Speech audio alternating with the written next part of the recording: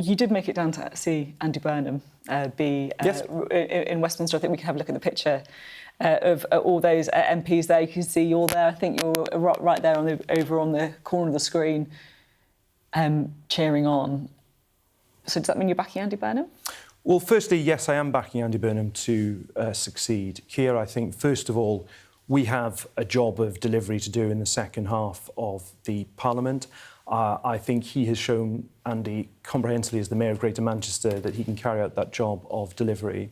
But secondly, there is a question about leading us into the next general election and defeating reform. And I think Andy Burnham has just shown comprehensively in Makerfield that he can do that. We've seen him do it in an election. So I am backing Andy Burnham and yes, looking for a swift transition.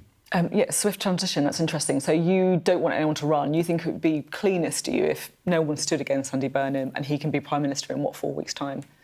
Well, first of all, let me just say that any colleague who wants to stand to be the party leader, that's not a noble ambition. That's a perfectly reasonable thing to want to do. And people I've got huge respect for are talking about that. And of course, they will make their own decisions. I just think we have to weigh up what is in the best interests of the country. I am of the view that it needs to be a swift transition. But of course, I understand colleagues have difficult decisions to make. So you're saying that someone running now against Andy Burnham wouldn't be in the national interest? Well, that is for them to make their judgments. But what do I think is in the country's interest? I actually think it's a swift transition. OK.